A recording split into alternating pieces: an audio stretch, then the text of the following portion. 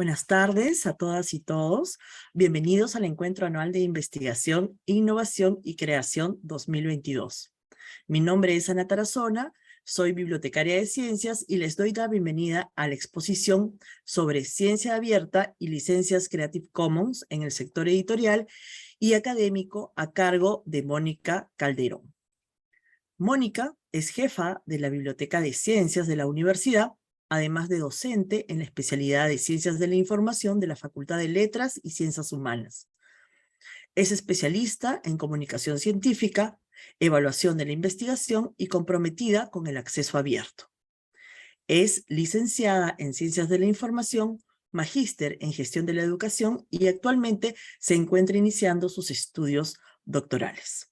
Quiero precisar que la exposición durará de 4 a 5 y luego tendremos un pequeño espacio para sus preguntas. Pueden ir haciendo sus preguntas mediante el chat y también al final de la exposición de Mónica.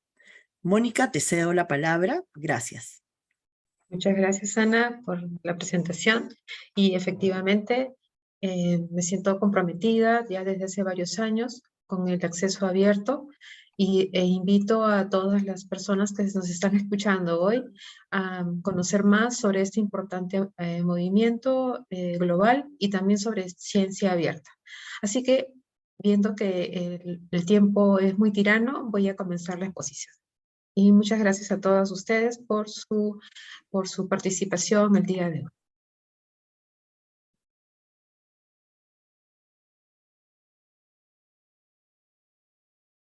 Okay. Vamos a empezar por retomar qué cosa es ciencia abierta, ¿no? Aquí les comparto dos propuestas sobre lo que es ciencia abierta, que es un movimiento relativamente reciente, muy importante a nivel internacional, y tanto instituciones académicas de Europa, de Estados Unidos, de América Latina, organizaciones internacionales, organismos internacionales como la OCDE, Naciones Unidas, y también diferentes editoriales de América Latina y de otras regiones, vienen impulsando con diferentes medidas y propuestas todo lo que está relacionado con la ciencia abierta.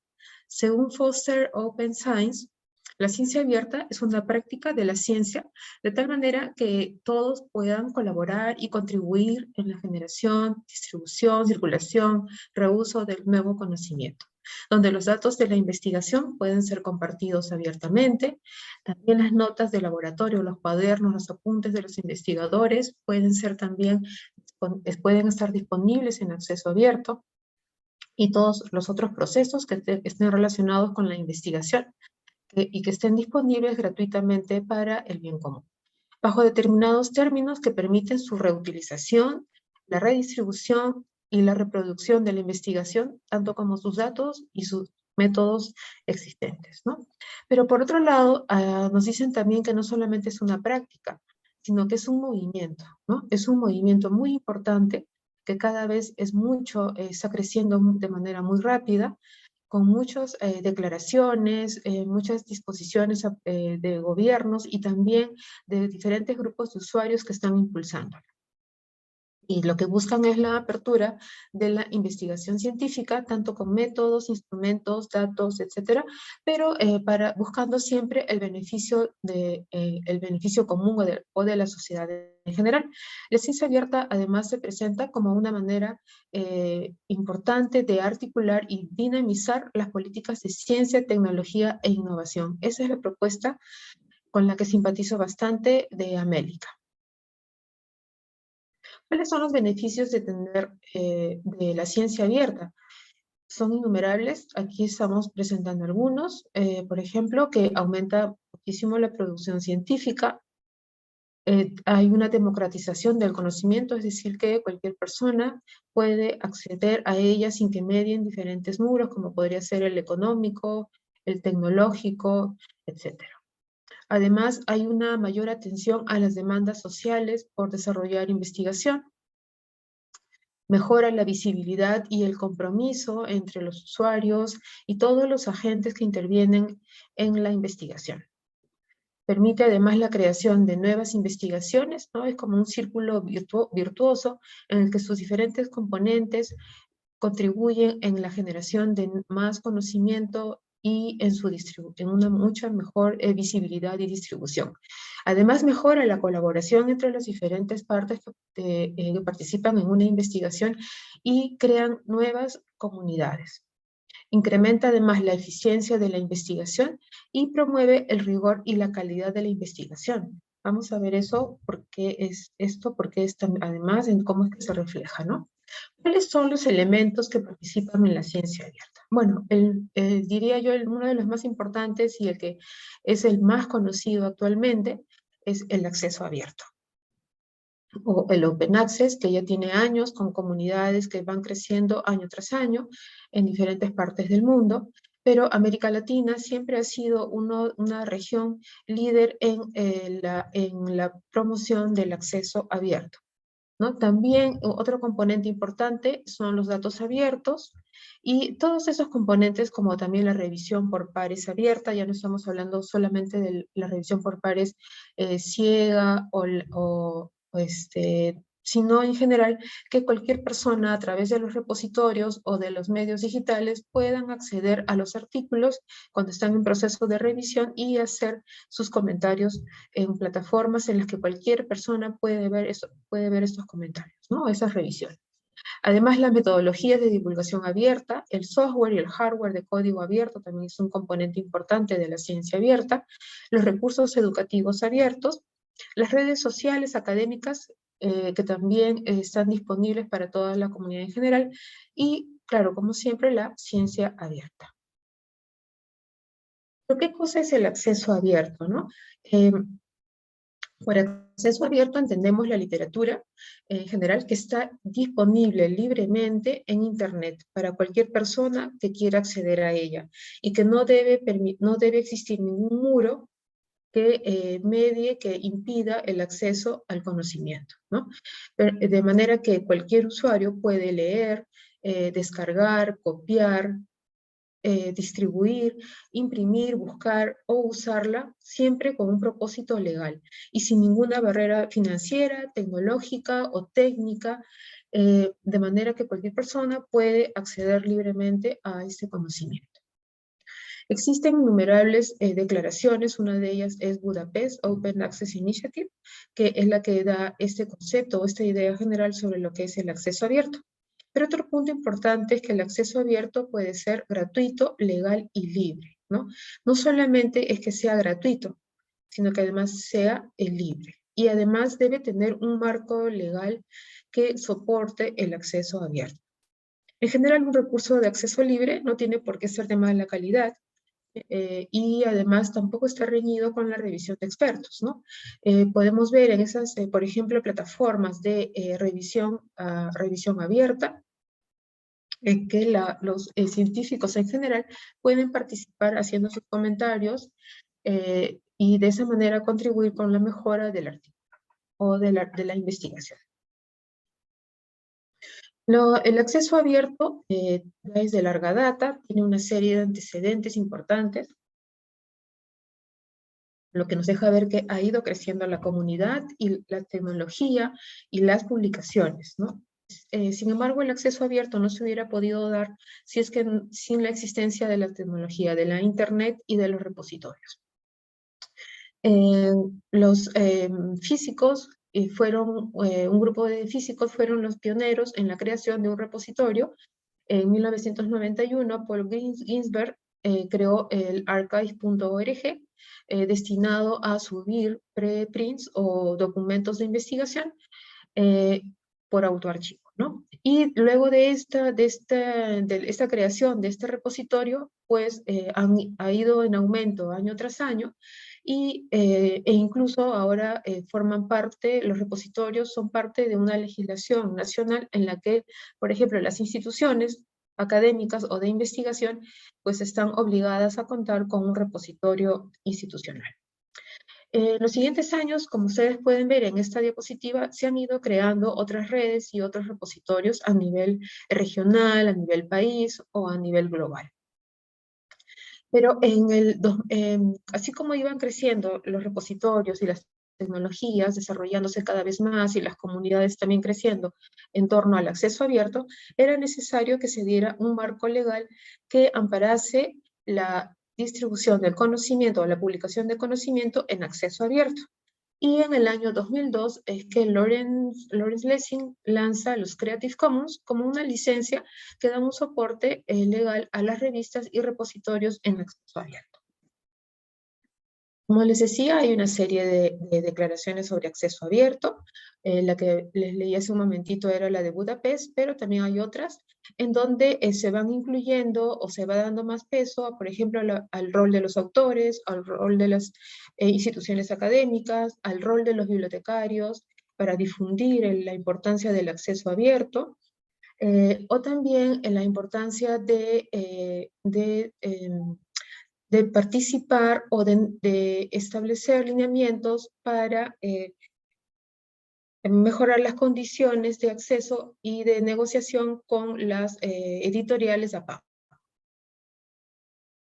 ¿Qué tipo de repositorios de acceso abierto tenemos, ¿no? Porque comúnmente escuchamos hablar de repositorios y de su importancia, de su relevancia, de las métricas alrededor de ellos, de las revistas que se publican bajo el modelo de acceso abierto. Y así, bueno, y con los años se han ido complejizando, han ido apareciendo diferentes versiones de repositorios de acceso abierto y es importante saber cuáles son esas diferencias, ¿no? Bueno, para empezar, ¿qué cosa es un repositorio? Un repositorio es una base de datos en donde se albergan artículos científicos y otras salidas o productos de investigación. Pero algo fundamental en un repositorio es que es de código abierto. ¿Y esto qué significa? De que un desarrollador tiene acceso al código, un programador tiene acceso al código y puede seguir mejorando o desarrollando la plataforma, ¿no? Son interoperables, es decir, que puede, por ejemplo, intercambiarse datos de un repositorio a otro, ¿no? Comparten las mismas normas técnicas, son recuperables e indexados en Google en general, pero también en Google Scholar y otros indexadores. Además, pueden ser centralizados en temas específicos, por ejemplo, un repositorio en temas de economía o de ciencias sociales o de física, donde los autores depositan sus publicaciones ellos mismos, como por ejemplo el de Física Archive. O también recolectando contenidos de otras colecciones, como por ejemplo repositorios universitarios o repositorios de redes como el de REPEC. Y también pueden existir o existen repositorios institucionales como por ejemplo en las universidades, ¿no? O también de institutos de investigación o de agencias nacionales de investigación, como por ejemplo el repositorio de la Universidad Católica o también el cosechador Alicia. Tenemos principalmente tres rutas: la vía verde, la dorada, la híbrida, pero también ha cobrado mucha importancia la vía diamante.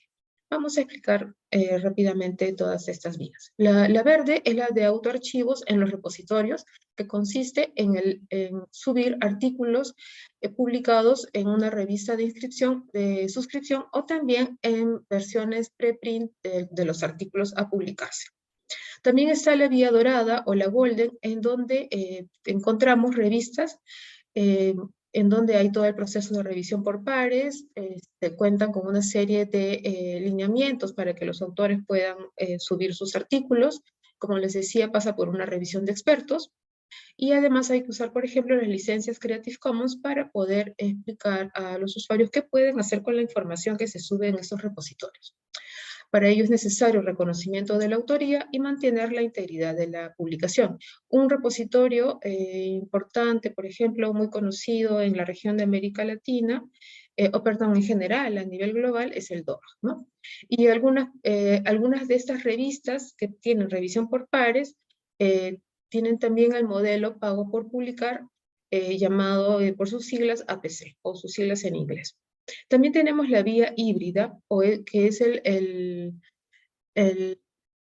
pago por artículos, por procesamiento de artículos, ¿no? ¿Qué quiere decir esto? Que algunas revistas a suscripción, es decir, que las bibliotecas o las instituciones tienen que pagar por el acceso a estas revistas, deben pagar, los usuarios o sus clientes deben pagar por el acceso a estas revistas.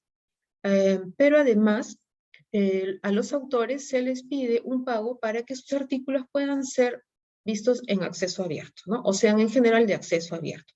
De esta manera puede ocurrir que en general los usuarios tengan que hacer un doble pago, ¿no? Un pago del autor para que su artículo pueda ser visto en acceso abierto, pero también un pago por parte de las bibliotecas académicas o universitarias para que sus investigadores o sus comunidades puedan acceder a estas revistas a texto completo.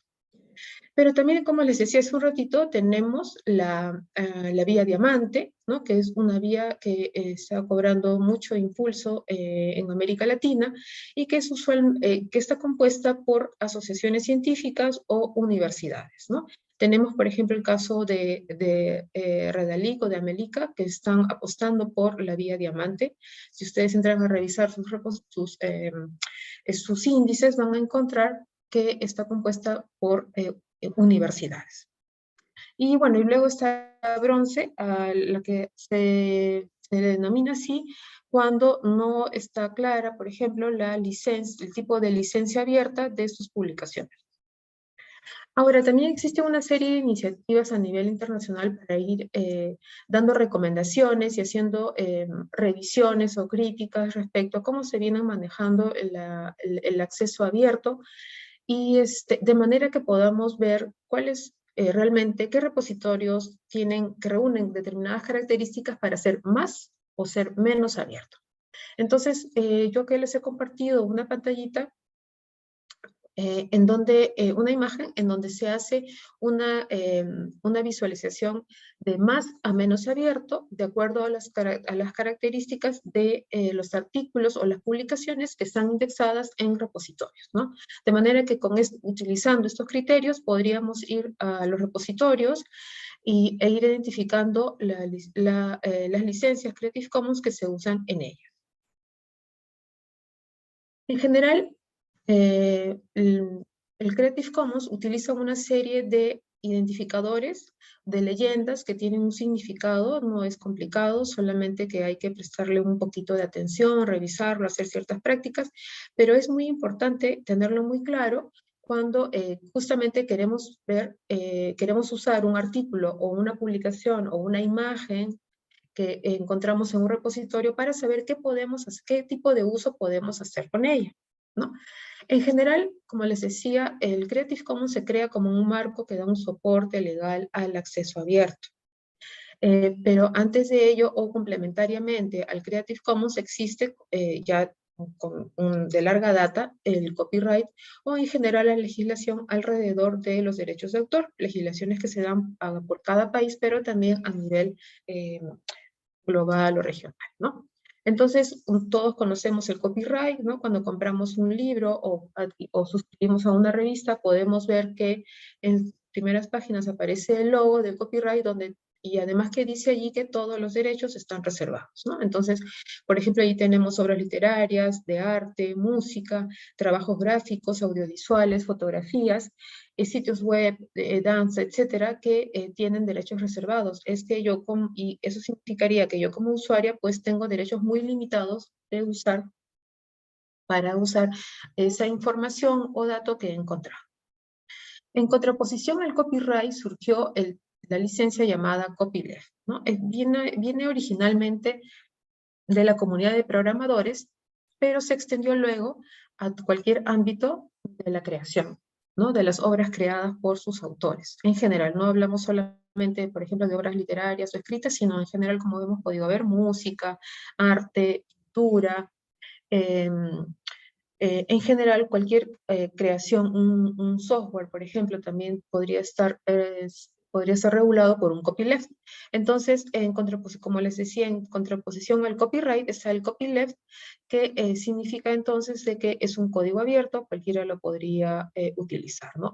Como dice allí, es la reivindicación de la libertad para utilizar, para difundir, estudiar, copiar, modificar y compartir toda la variedad de trabajos y obras que tengan en ellas inserta esta imagen que identifica al copyleft.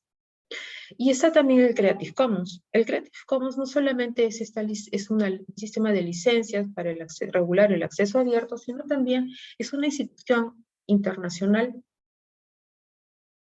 sin fines de lucro que promueve el intercambio y la utilización legal de contenidos que son cubiertos por los derechos de autor y llamadas las licencias Creative Commons, que vamos a verlo en un ratito. Y luego están las obras que caen en el dominio público, ¿no? Engloba el dominio público engloba el patrimonio intelectual que está libre de toda exclusividad en su acceso y utilización, ¿no? Incluye obras literarias, artísticas y científicas. Por ejemplo, en el caso de Perú, si no me equivoco, son 60 años luego de fallecido un autor, por ejemplo, de una obra literaria, su obra pasa a ser de dominio público, ¿no? Entonces, ¿qué significa esto? Que una editorial o una persona podría, por ejemplo, publicar el artículo, el libro o la obra literaria libremente sin necesidad de pedir los derechos de autor a la familia o a los herederos. Ok, ¿cuáles son las características de la licencia Creative Commons? Bueno, primero, en general las licencias de Creative Commons han tomado mucha relevancia, dado también que el movimiento de Open Knowledge o de conocimiento abierto ha adquirido mucha relevancia, mucha importancia, y mucho más aún luego con la venida de la pandemia, ¿no? Se ha reconocido la importancia de que el conocimiento sea libre, que esté disponible en la red en general, ¿no? Son licencias estandarizadas que permiten la edición, la modificación, la distribución e incluso la comercialización masiva de los materiales según la voluntad del autor. Y es aplicable, para documentos, para imágenes, para software, para música, etcétera, ¿no? Y tiene 4 condiciones principales que podemos ver aquí en la pantalla. Estos son los símbolos que identifican a las licencias Creative Commons. Podemos ver aquí el BY, el nombrecito, ¿no? Que es el BY, que significa que basta con atribuir o citar al autor o a la autora, reconociendo la autoría, ¿no? Reconociendo que hay un autor que ha dado origen o ha creado una determinada creación. El simbolito parecido al dólar significa que no puede darse uso comercial a la obra, ¿no? Es decir, que no se puede lucrar con una obra determinada que lleve este símbolo. Ahí luego al costado tienen el símbolo igual, que significa que no se pueden generar obras derivadas de una obra original. ¿Por qué podría ser una obra derivada? Por ejemplo, traducir un artículo o traducir un capítulo de un libro a otro idioma. Esas serían unas obras derivadas. Y lo que nos dice ese símbolo es que no se puede hacer obras derivadas. El autor no ha permitido en la licencia Creative Commons que se hagan obras derivadas de la suya. Y el SA significa el share alike o el compartir por igual. Es decir, que lo que el autor está otorgando es que se comparta su obra tal como él lo está permitiendo en ella. Vamos a ver luego ejemplos.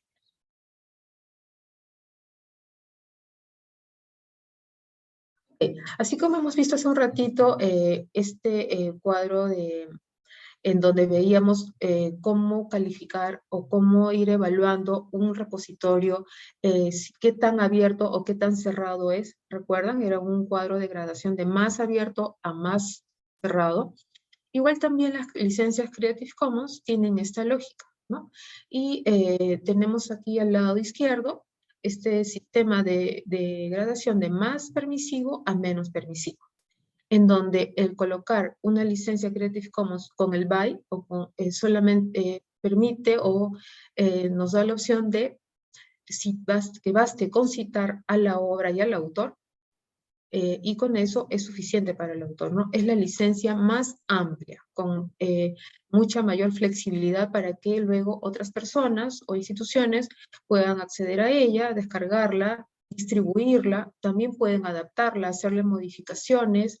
Es decir, que es una licencia muy amplia. El usuario tiene muchas posibilidades de realizar cambios, modificaciones e incluso de hacer un uso comercial de la obra. Luego está la licencia, el BY SA. ¿Qué significa esto? Que las personas pueden compartir, copiar y distribuir, también pueden adaptar la obra, pueden mezclarla, transformarla, es decir, generar obras derivadas y construir, pero incluso hasta con fines comerciales, ¿no? Lo importante aquí es que se reconozca la autoría de la obra original de forma adecuada, pero además debe aquella persona u otra persona que vaya a usar la obra también tiene que compartirla con el mismo tipo de licencia, ¿no? Es decir que, en este caso, ¿qué sería? Que que está todo permitido, ¿no? Es decir, pueden derivar, pueden distribuirla, cambiarla de formato, etc. Luego tenemos la licencia, siempre el BY, que hay que dar crédito al autor, pero que no permite uso comercial, ¿no? Es este caso donde está el BY y no derivadas, ¿no? No se pueden hacer obras derivadas. En este caso, ¿qué podríamos hacer? Pues copiar y distribuir la obra, citar al autor, e incluso con fines comerciales. Lo que no se puede hacer es generar obras derivadas. Luego tenemos el BY y el no uso comercial. En este caso, bastaría con citar al autor, darle el crédito. Podría también hacerse obras derivadas, ¿no? Adaptar esta obra, pero no se puede hacer uso comercial, no puede tener fines comerciales. Luego y vamos viendo que conforme va bajando, pues hay menos posibilidades de uso, de diferentes tipos de uso por parte de los que acceden a la obra, ¿no?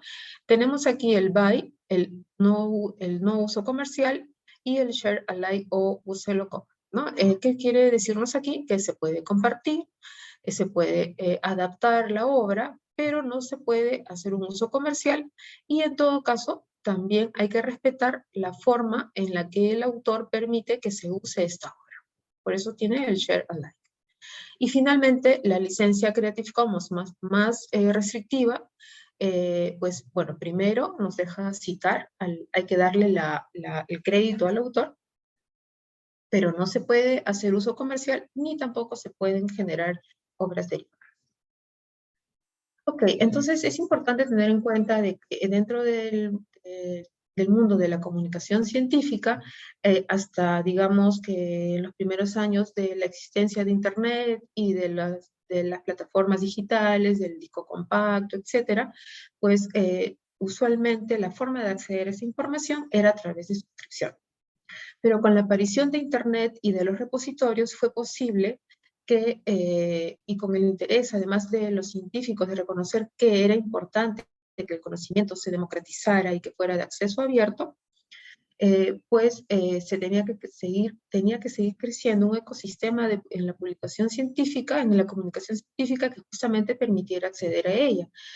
Y así es que tenemos repositorios, las licencias Creative Commons y los repositorios con una serie de características, la revisión por pares abierto, y etcétera, etcétera, etcétera. Y esto además empezó con las revistas, ¿no? Las revistas científicas o académicas. Pero luego esto ha ido ampliándose también al mundo de las publicaciones monográficas o de los libros.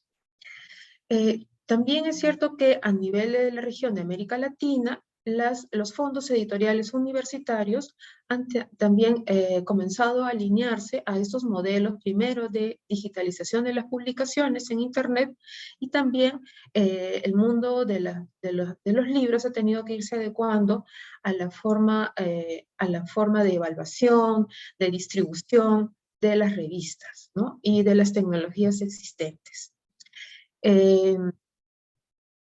Pero bueno, en general los fondos editoriales universitarios están dirigidos principalmente a las comunidades académicas en donde encuentran a sus principales clientes. Además, hay una tensión entre los libros impresos y los libros digitales, cuál es más importante, cuál es menos importante, si el libro digital va a originar o no la disminución del libro impreso, cuál permite más o menos ganancias, cuál da más o menos visibilidad, etcétera, etcétera, etcétera.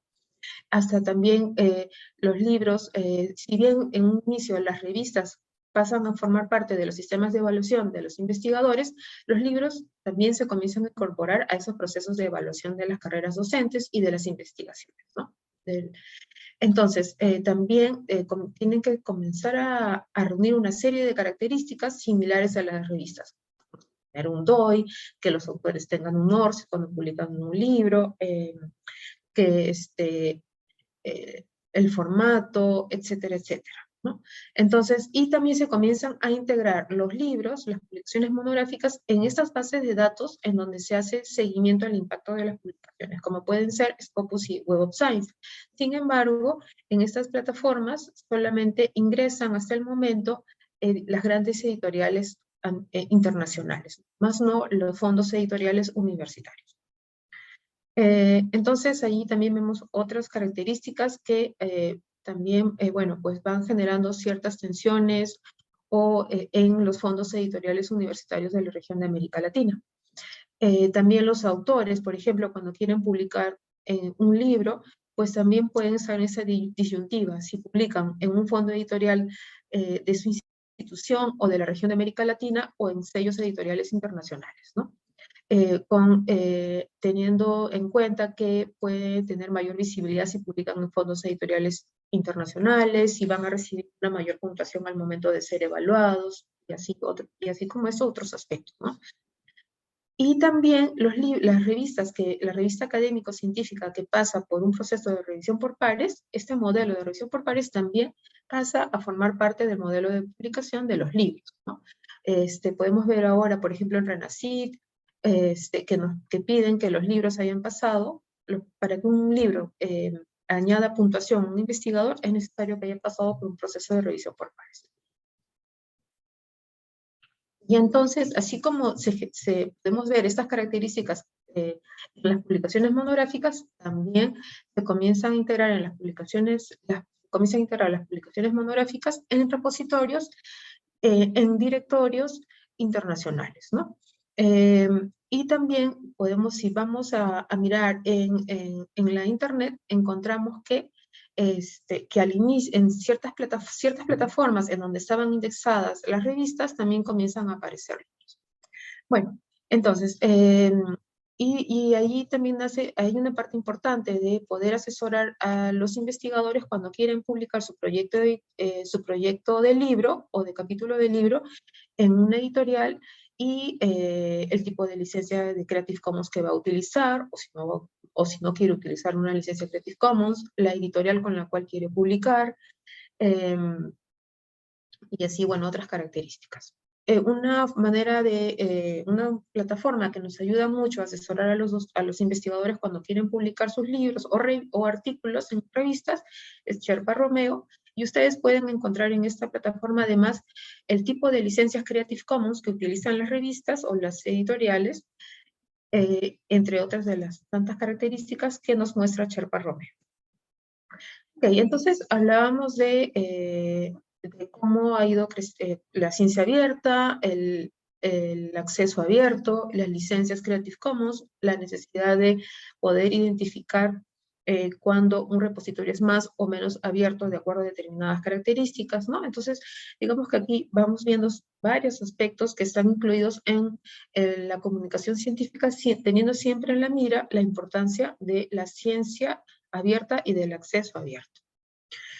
Bueno, entonces tenemos aquí, como les comentaba, diferentes iniciativas a nivel global y regional para impulsar el acceso abierto. Una de ellas es el Open Access Publishing European Network, que les comentaba también que los libros han ido incorporando estos sistemas a los repositorios y al proceso de evaluación de la ciencia en general y de la comunicación científica en general.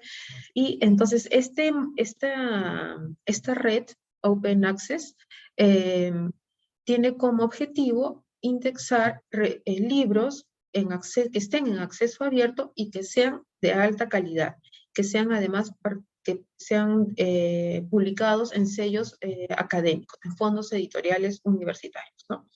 Además, este movimiento posee una infraestructura abierta a los diferentes grupos de interés que participan en la comunicación académica, como pueden ser los autores, las editoriales, las bibliotecas, entidades que financian las investigaciones, tanto en el almacenamiento como en el depósito, la calidad, la difusión y la preservación digital. Y en esta red de Open Access Publishing podemos ver que tienen tres plataformas muy importantes Una de ellas es el OA Pen Library, que es un repositorio que se dedica a recolectar y diseminar libros en acceso abierto. También tenemos el OA Pen Open Access Books Toolkit, que se los recomiendo que lo visiten. Cuenta con mucho material muy bueno, muy completo de asesoría y de consejería para aquellos docentes, autores, pero también a las editoriales que quieran comenzar a publicar en acceso abierto, ¿no? Vamos a ver en un ratito una gráfica que ellos tienen publicada en su página web. Y finalmente está el DOAB, ¿no? Que es el Directorio de Libros Electrónicos de Acceso Abierto en alianza con la plataforma Open Edition. Eso es lo que les comentaba hace un ratito. Es una caja de herramientas, un toolkit que ha publicado el Open Access Books, en donde pueden ver ustedes que han graficado el ciclo de vida de la investigación de los libros, ¿no? Así como puede existir el ciclo de vida de la investigación en las revistas, también lo han trasladado a los libros, ¿no?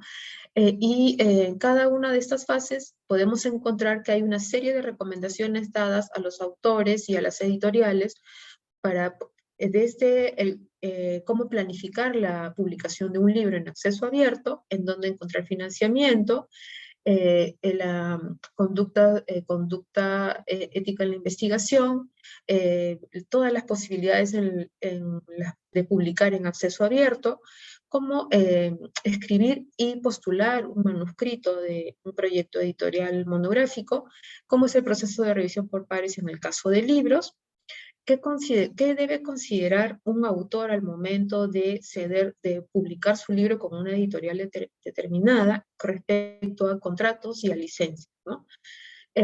Y así también otros aspectos relacionados a lo que es la publicación en sí y la distribución de los libros.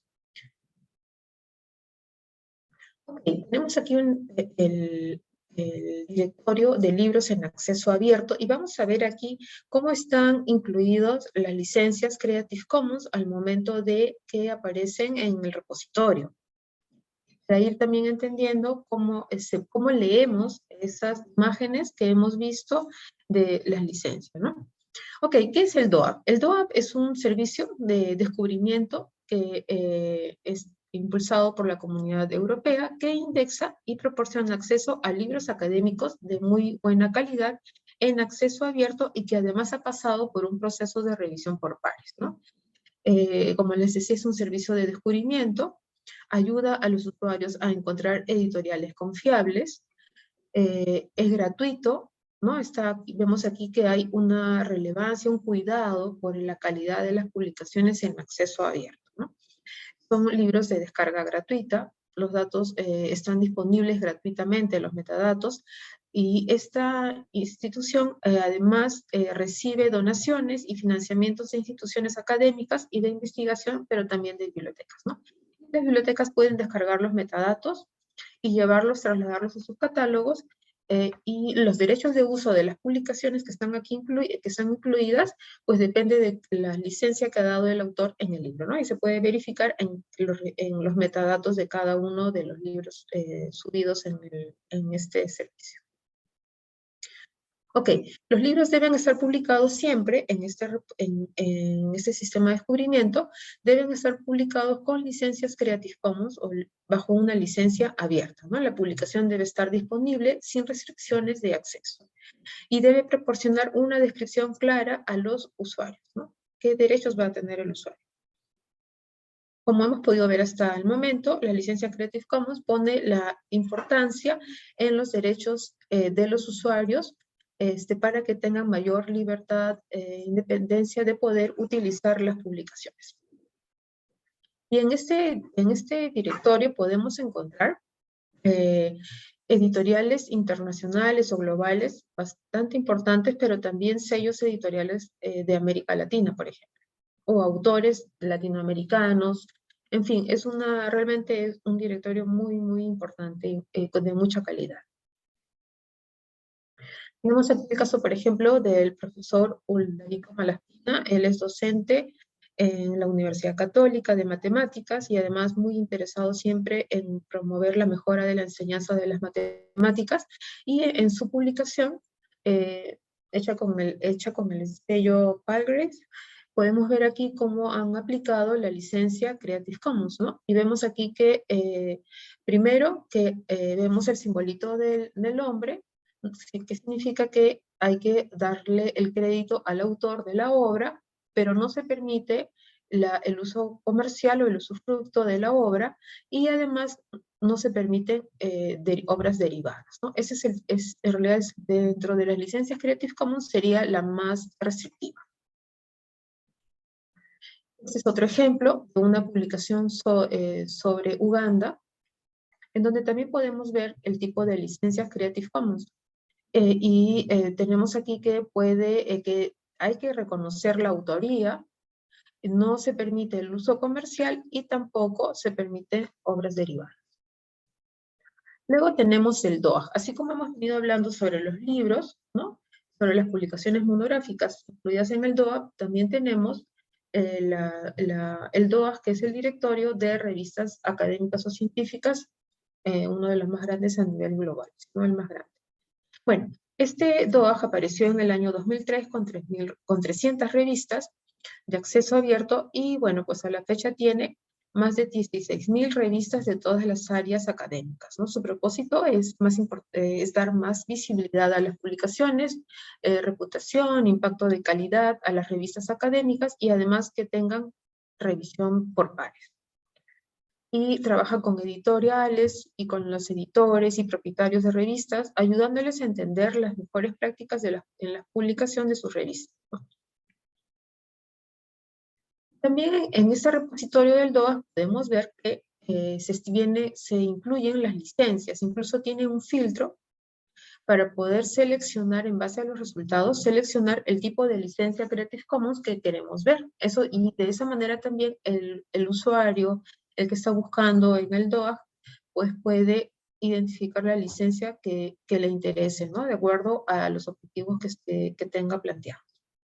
Así vemos aquí que, por ejemplo, cuando se hizo esta búsqueda, tenían 932 artículos de la licencia más abierta, que permite, que basta citar o dar crédito al autor. Y tenemos, por ejemplo, aquí también está la más restrictiva, que se cita al autor, pero no se permite ni el uso comercial ni la creación de obras derivadas, ¿no? Y así para las otras opciones que hay de licencias Creative Commons. Y para la región de América Latina tenemos a Redalic, a Cielo y a Melica, que son también muy importantes, contienen una buena cantidad de revistas en línea que han ido incrementando los criterios de selección, de indexación de las revistas académicas y científicas de la región de América Latina, y que además están desarrollando métricas para poder hacer una evaluación de las publicaciones de la región. Y además, principalmente en el caso de Redalic y de Amélica, que han apostado por la vía diamante de las publicaciones de las editoriales de fondos universitarios. Cielo también tiene una sección de libros, en donde podemos encontrar también allí el uso de las licencias Creative Commons. Si fuéramos a cualquiera de esos artículos, vamos a ver que los autores han asignado las licencias Creative Commons. Vemos aquí en la parte inferior que, por ejemplo, en este caso, para este libro, ¿no? Nos dicen que hay que citar al autor, darle crédito al autor, no está permitido el uso comercial, y en este caso ya sería además de dominio público. También tenemos el caso del archivo José Carlos Mariátegui en el Perú, ¿no? Si revisamos este archivo, vamos a encontrar también cómo se viene usando. En este caso, el archivo tiene la licencia Creative Commons más abierta. No es suficiente darle el crédito al autor y luego, por lo tanto, se podría permitir el uso comercial o las obras derivadas de las obras que están incluidas en este archivo. También tenemos aquí un ejemplo de un libro de macroeconomía del repositorio del Fondo Editorial de la Católica. Este libro, vemos según la licencia que nos muestra, que hay que citar al autor, darle el crédito al autor, no se puede hacer uso comercial ni tampoco obras derivadas. En el caso de San Marcos tenemos también esta obra, este libro, ¿no? Con toda, si entrásemos al catálogo podríamos ver las fichas, los metadatos, y también encontramos aquí la aplicación de la licencia Creative Commons, en donde vemos que hay que citar al autor, no se permite el uso comercial, y además si se va a volver a compartir o a usar, hay que hacerlo tal como el autor lo indicó originalmente. El Instituto de Estudios Peruanos también tiene un repositorio y viene usando también las licencias Creative Commons. Vemos aquí que para esta obra lo que nos dice es que hay que atribuir la autoría, ¿no?, del autor, no se puede hacer uso comercial y tampoco se permite la obra, generar o crear obras derivadas. Ok, finalmente, ahorita invito a los presentes y a aquellas personas que están interesadas en el movimiento de ciencia abierta a buscar más información sobre ese importante movimiento. También hay un manifiesto que fue publicado en el año 2019 y además participar ahora que viene ya en octubre la Semana del Acceso Abierto, que además este año está centrado en el medio ambiente, a participar o asistir a conferencias o a charlas que seguramente próximamente se van a dar a conocer tanto en el Perú como en la región de América Latina. Gracias.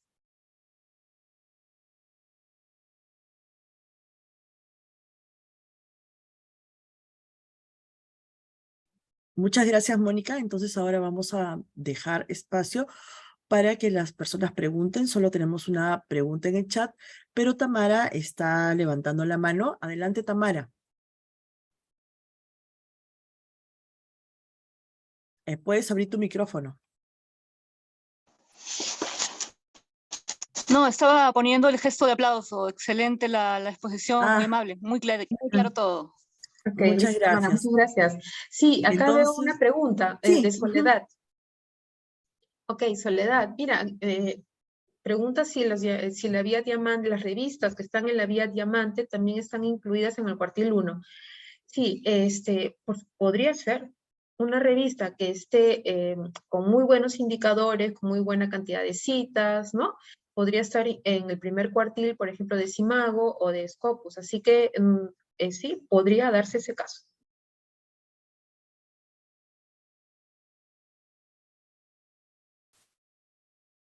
Listo, Juanita.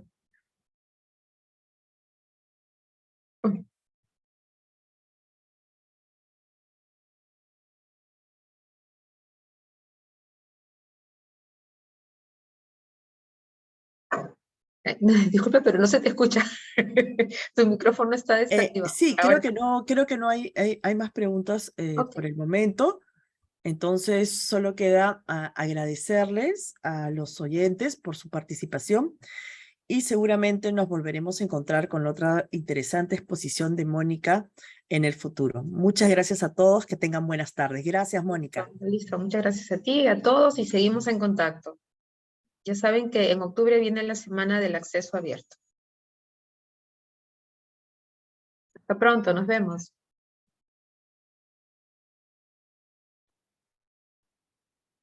Muchas gracias. Ya, gracias a ustedes.